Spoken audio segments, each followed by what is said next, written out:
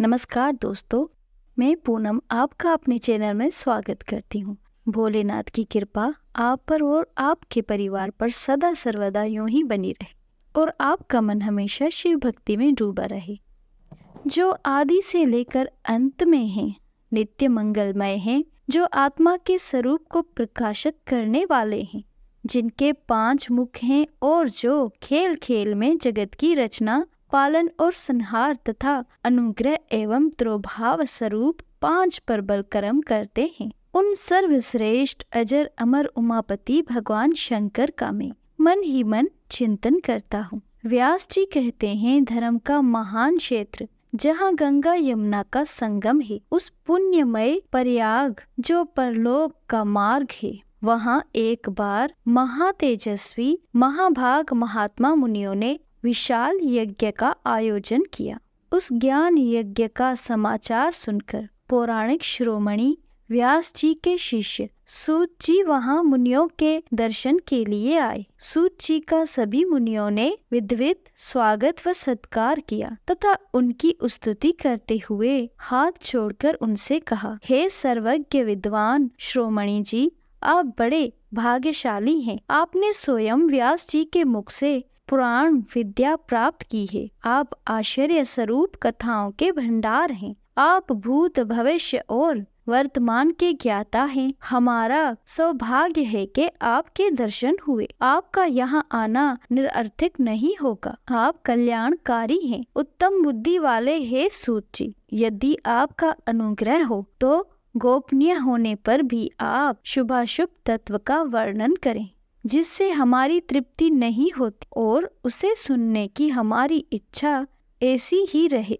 कृपा करके उस विषय का वर्णन करें। घोर कलयुग आने पर मनुष्य पुण्य कर्म से दूर होकर दुराचार में फंस जाएंगे, दूसरों की बुराई करेंगे, पराई स्त्रियों के प्रति आसक्त होंगे, हिंसा करेंगे, मूर्ख नास्तिक और पशु बुद्धि हो जाएंगे। सूत जी, कलयुग में वेद प्रतिपदा वर्ण आश्रम व्यवस्था नष्ट हो जाएगी। प्रत्येक वर्ण और आश्रम में रहने वाले अपने अपने धर्मों के उच्चारण का परित्याग कर विपरीत आचरण करने में सुख प्राप्त करेंगे।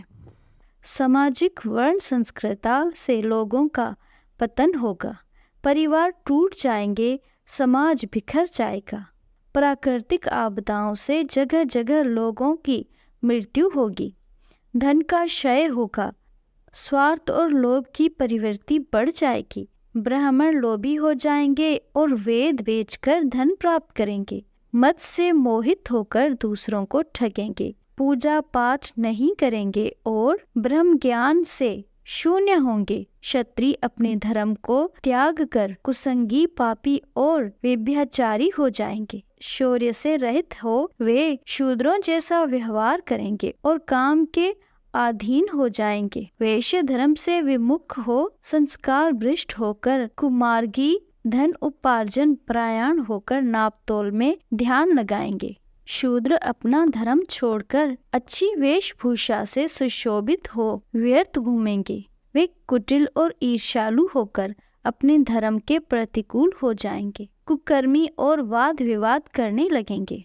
वे स्वयं को कुलीन मानकर सभी धर्मों और वर्णों में विवाह करेंगे। स्त्रियां सदाचार से विमुख हो जाएंगी, वे अपने पति का अपमान करेंगी और सास ससुर से लड़ेंगी, मलिन भोजन करेंगी, उनका शील स्वभाव बहुत बुरा होगा। सूत जी, इस तरह जिनकी बुद्धि नष्ट हो गई हो और जिन्होंने अपने धर्म का त्याग कर दिया हो, ऐसे लोग लोक परलोक में उत्तम गति कैसे प्राप्त करेंगे? इस चिंता से हम सभी व्याकुल हैं, पर उपकार के समान कोई धर्म नहीं है। इस धर्म का पालन करने वाला दूसरों को सुखी करता हुआ स्वयं भी प्रसन्नता अनुभव करता है।